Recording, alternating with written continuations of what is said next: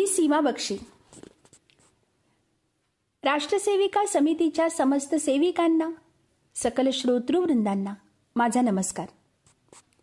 कथा शंकराची, कथा पार्वतीची, कथा कौरवा पांडवा माधवाची, कथा मोरयाची, कथा कार्तिकाची, समस्तांमध्ये गोड कथा राघवाची. श्रोतेहो, रामायण हे रामचरित्र असून या महाकाव्याचा महानायक प्रभू श्री रामचंद्रच आहेत. याविषयी कोणाच्या मनात कसलीच शंका नाही. परंतु रामाच्या चित्रणातून वाल्मिकींना जे नेतृत्व चित्रित करायचं आहे ना, त्याविषयी त्यांच्या कल्पना मात्र अगदी स्पष्ट आहेत बरं का. काय आहेत त्यांच्या कल्पना?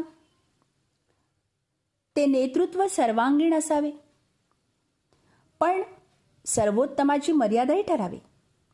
आणि त्याविषयी आपल्याला जाणवत राहतं ते हे की वाल्मिकी फार दक्ष आहेत. रामायणाच्या अगदी सुरुवातीला महर्षी वाल्मिकी देवर्षी नारदांना काही अपूर्व प्रश्न विचारतात.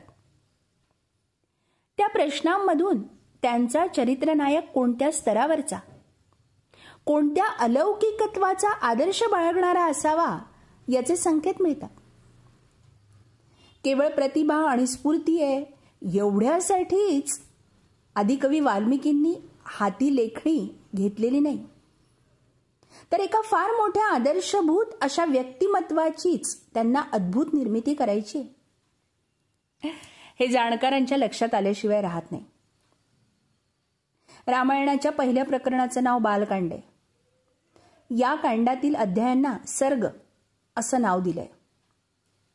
या बालकांडाच्या पहिल्या सर्गात वाल्मिकी देवर्षी नारदांना काही प्रश्न विचारतात आणि शेवटी देवर्षी काय म्हणतात बघा. एतदिच्छामि अहम श्रोतुम परम कौतूहलम हि मे, महर्षे त्वं समर्थोसी ज्ञातुम एवं विधम नरम. अर्थ काय याचं बघा. हे श्रवण करण्याची माझी इच्छा आहे, इतकेच नव्हे, परंतु ते ऐकण्याची मला अत्यंत उत्सुकता आहे.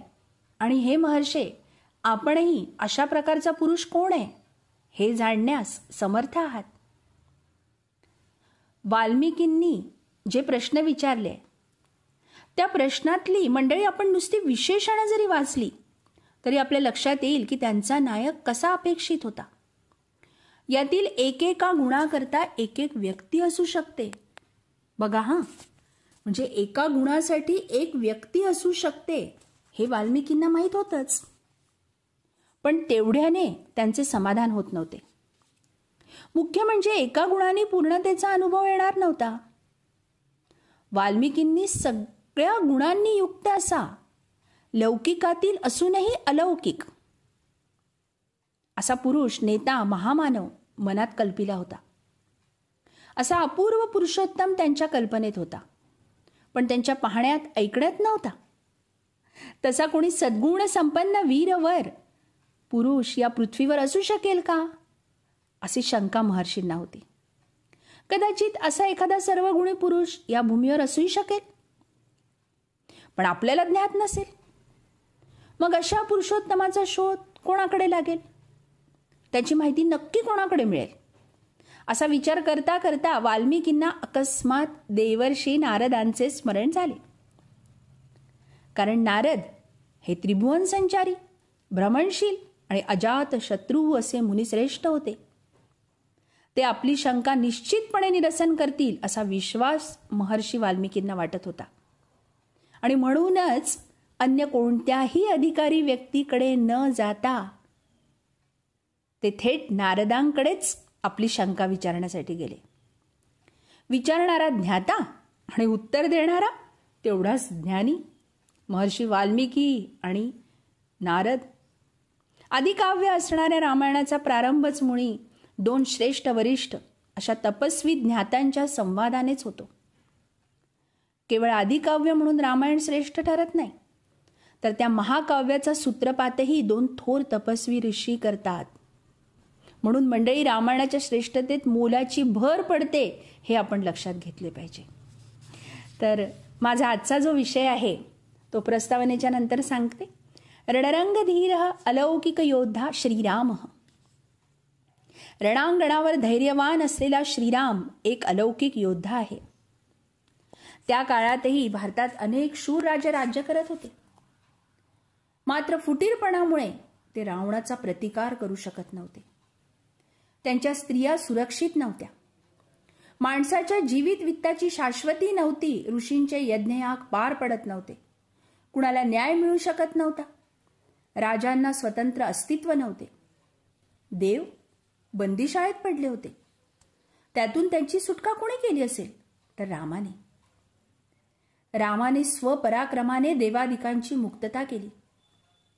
पण जितांची पुरवणूक, स्वतःच्या साम्राज्याचा विस्तार ही कल्पना सुद्धा रामचंद्राला सहन होण्यासारखी नव्हती. असा हा स्वातंत्र्याचा भोगता म्हणून त्याचे राज्य सर्वांना हवेसे वाटते. समर्थ रामदासांनी म्हटल्याप्रमाणे उदंड जाहले पाणी स्नान संध्या करावया, अशा तऱ्हेचे समाधानाचे धन्योद्गार जिकडून तिकडून ऐकू येऊ लागले. राक्षसांपासून निर्भय करून सगळ्यांना आनंदी आनंद प्राप्त करून दिला तो श्रीरामाने, आणि म्हणून अलौकिक योद्धा श्रीराम. असा आहे आमचा स्वातंत्र्याचा भोगता राम. मानवी संस्कृतीचा अत्युच्च दीपस्तंभ, पराकोटीचा सुसंस्कृत, मानवाला ललामभूत राम. स्वतःच्या चरित्राद्वारे व्यक्तिगत राष्ट्रीय जीवनात रामचंद्रांनी एक जबरदस्त श्रद्धा केंद्र निर्माण केलं. हे आपल्याला कधीतरी विसरता येईल का? स्वतः आचरण करून एका मानवाने जे काही कर्म केले त्या योगे त्याला परमेश्वर पद प्राप्त झाले. म्हणून समर्थांनी रामकथा गोड असं वर्णन केलंय. आता आपल्या विषयाची सुरुवात कुठे होते ते बघूया. यज्ञरक्षणासाठी तुझा पुत्र दे, अशी विनंती वजा मागणी विश्वामित्रांनी दशरथाकडे केली. पण दशरथ राजाच्या मनात भीती होती. महर्षी वसिष्ठांनी विश्वामित्रांचे अस्त्रविद्येचे सामर्थ्य किती प्रचंड आहे ते राजा दशरथाला सांगून त्यांच्याबरोबर रामाला पाठविण्याचा उपदेश केला.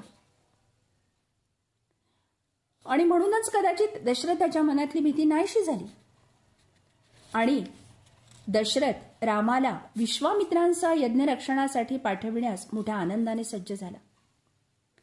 त्याने लक्ष्मणासह रामाला बोलवून घेतले.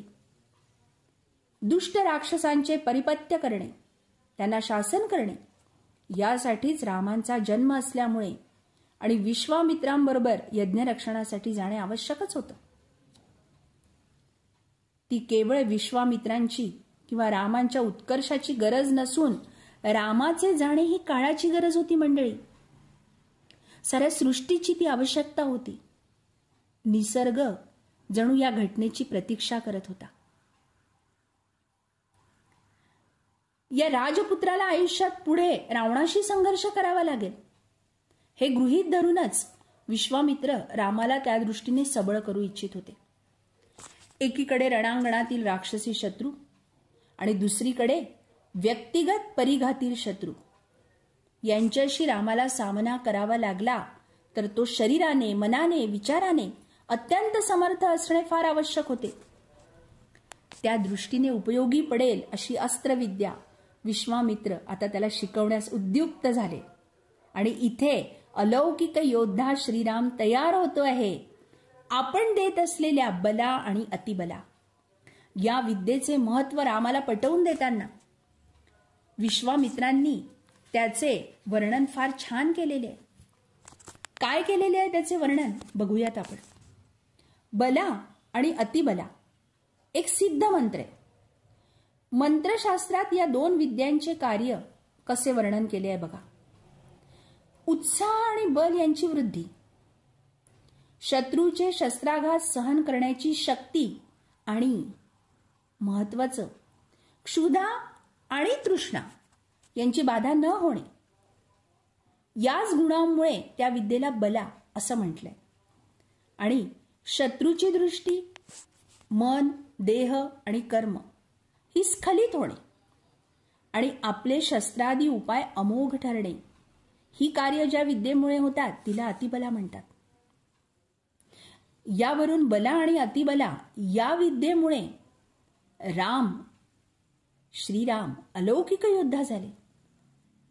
अयोध्येतून बाहेर पडल्यानंतर थोड्याच वेळात विश्वामित्रांनी रामाला सर्वप्रथम हीच विद्या का दिली असेल, याची आता तुम्हाला कल्पना आली असेल.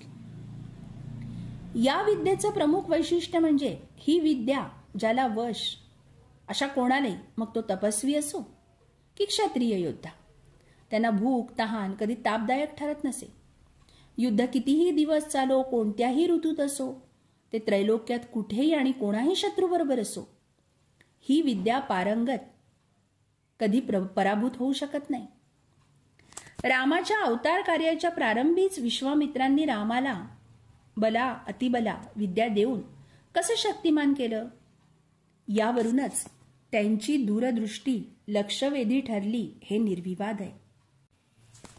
मंडळी, अयोध्येतून बाहेर पडल्यानंतर थोड्याच वेळात महर्षी वाल्मिकींनी रामाला एका घनदाट अरण्यात नेले आणि सांगितले, या ठिकाणी ताटका आणि मारीच हे दोघे मिळून या प्रदेशाचा सतत विध्वंस करत असतात. प्रजाजनांना त्रस्त करणे, मार्ग अडवून धरणे, सर्व प्रदेश ओसाड करणे, अशा दोघांच्या विध्वंसक उद्योगामुळे या प्रदेशात कोणीच वास्तव्यास येण्यास धजत नाही. म्हणून या दुराचरणी ताटकेचा तू वध कर, अशी आज्ञा केली. महर्षींची आज्ञा प्रमाण मानून रामाने ताटकेचा वध करण्याचा निर्णय केला खरा, पण श्रोते हो, प्रभू श्रीराम तो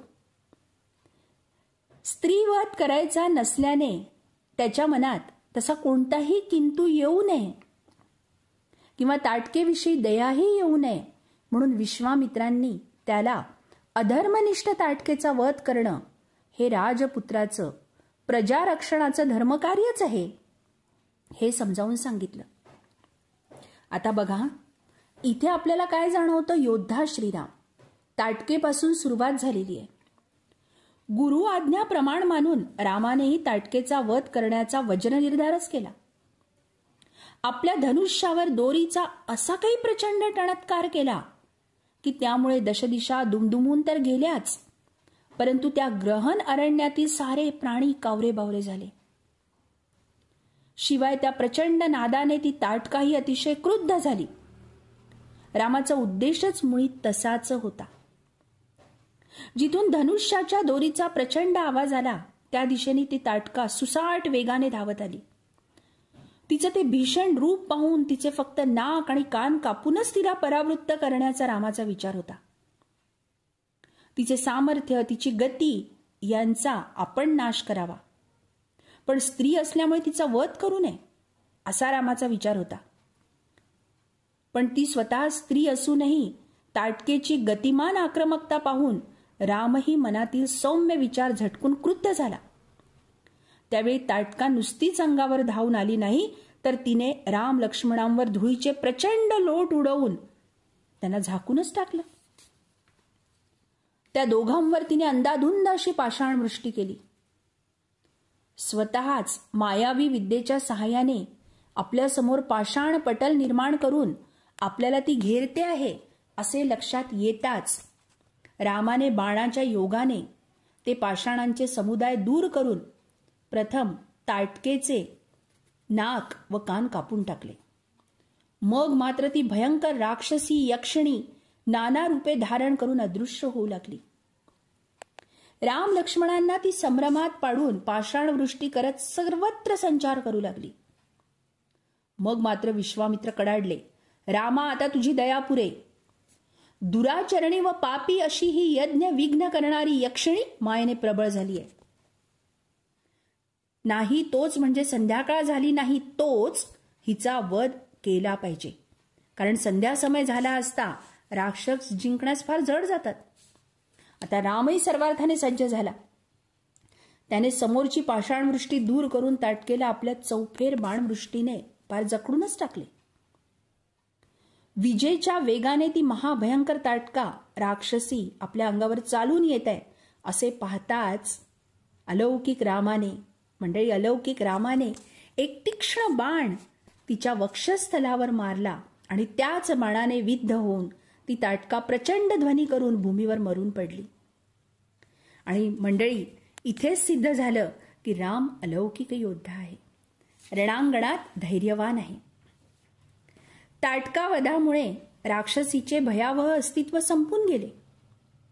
दुष्ट शक्ती जेव्हा एखाद्या महाभयंकर राक्षस किंवा नृशंस राजाचे रूप धारण करून स्वतःच्या अहंकारी, मनमानी, दुर्बुद्धीपायी निरपराध समाजालाच वेठीला धरून हिंसेचा धुमाकूळ माजवते, तेव्हा ती दुष्ट शक्ती म्हणजे अखिल मानवतेलाच ग्रासू पाहणारे सामाजिक संकट ठरते. रामासारख्या अनुभवी युवकाने प्रचंड शक्तिशाली आणि अजिंक्य ताटका राक्षसीचा वध केला. ही घटनाच साऱ्या त्रैलोक्याला धीर देणारी वाटली. आपण जोपर्यंत या भूखंडावर अधिसत्ता गाजवीत आहोत तोपर्यंत मनुष्यच काय, पण देवांनाही आमच्याकडे वाकड्या नजरेने पाहणे शक्य होणार नाही. अशा धुंदीत वावरणारे आज सुद्धा हे लागू होतं बरं का. असे राक्षस कुळ धुंदीतल्या साम्राज्यातून एका रामबाणानं जणू तत्काळ पायउतार झाले. नंतरच्या काळात मग याच रामाने रावणाचा वध केला म्हणून त्यांच्या बाणाला लोक रामबाण असे म्हणू लागले. हे खरे. रामबाण शब्दप्रयोग आपण कितीदा तरी करतो नाही का. तर रामाने आपल्या आयुष्यातील केवळ पहिल्याच बाणाने ताटका राक्षसीचा वध करून थेट रावण राज्याची झोप उडवली. इथे सुरू झाला अलौकिक योद्धा श्रीराम. विश्वामित्रांनी यज्ञरक्षणाचे निमित्त करून रामाला राजा दशरथाच्या अयोध्येतून का बाहेर काढले, याचे रहस्य कळू शकेल आता आपल्याला, नाही का.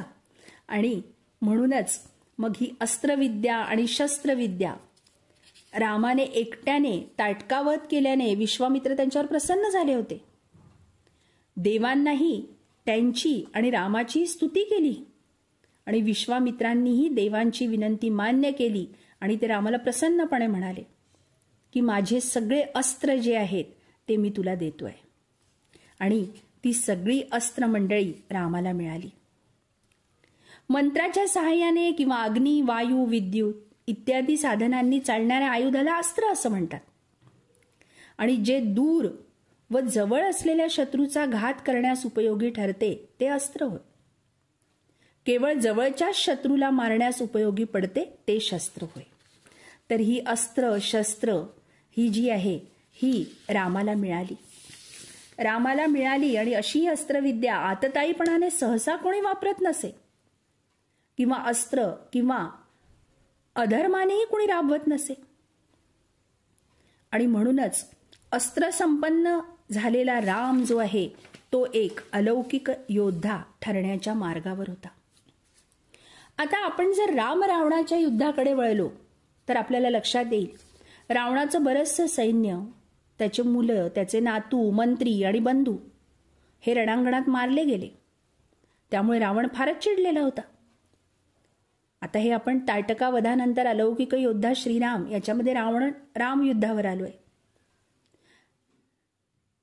तर रामही आपलं कौशल्य त्यावेळेस पणास लावून शरसंधान करत होते. पण रावणाला जखमा होण्यापलीकडे त्याचा काहीच उपयोग होत नव्हता. युद्ध काही निकाली लागत नव्हतं. आणि दुसरी गोष्ट अशी की तो धर्मयुद्धाचा काल असूनही राम जमिनीवरून आणि रावण रथातून लढत होते. मंडळी, रणांगणात धैर्यवान असणारा राम, त्याने कितीही बाण मारले तरी रावण मरेना.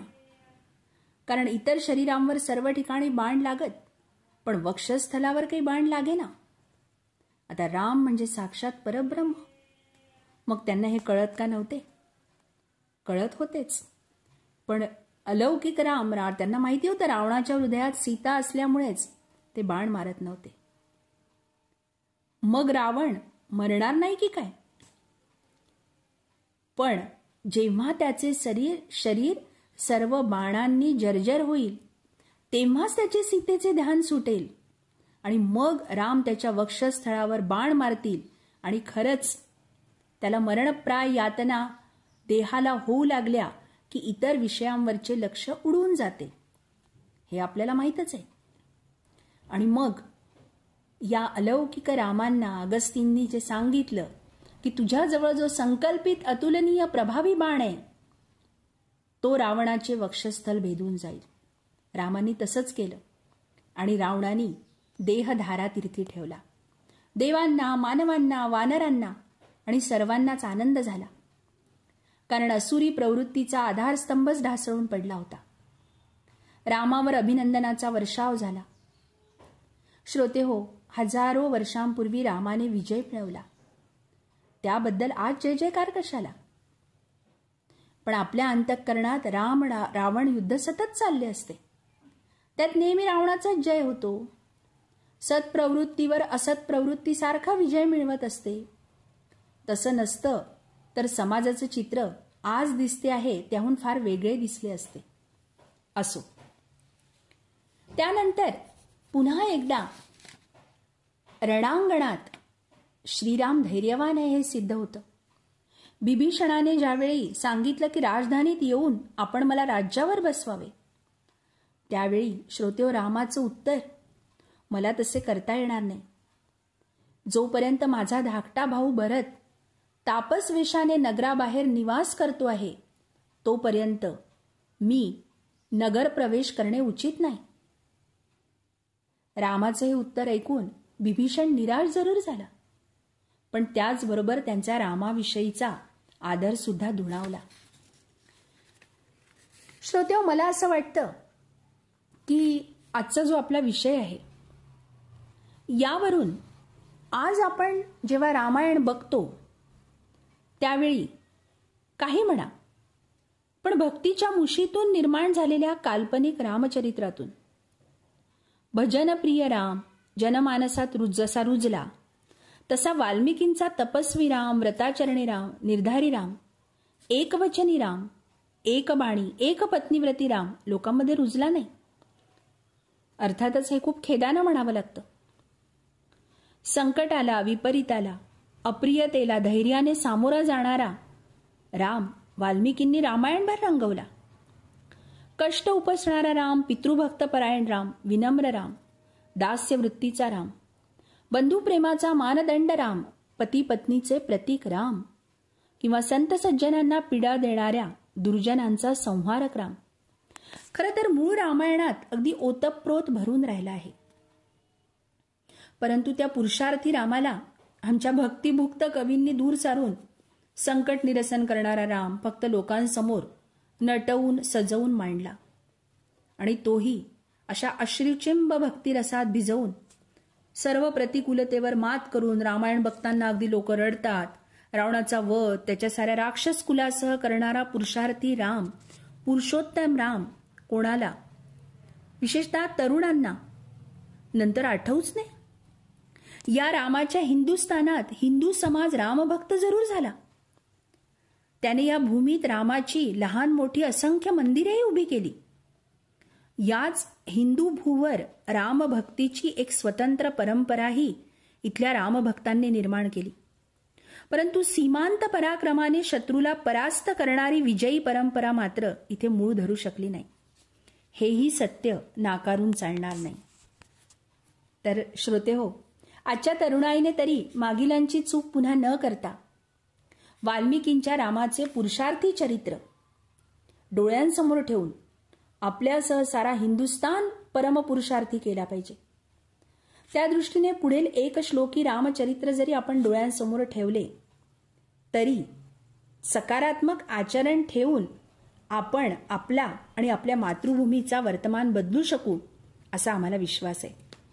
काय आहे तो श्लोक? मी श्लोकाचा अर्थच सांगते. लंका जिंकायची होती, सागर पायांनी चालत ओलांडायचा होता. रावण शत्रू होता महाबलवान. रणांगणावर सहाय्य करणारे सैनिक म्हणजे माकडे होती. तरी सुद्धा एकट्या रामाने सगळ्या राक्षस कुलाचा संहार केला. खरोखरच थोर लोकांचे कार्य सिद्धीला जाणे हे त्यांच्या पराक्रमावर अवलंबून असते, मंडळी साधन सामग्रीवर नव्हे. राष्ट्रसेविका समितीने या ठिकाणी मला हा जो विषय आहे हा विषय मांडण्याची जी संधी दिली त्याबद्दल मी त्यांची ऋणी आहे आणि धन्यवाद.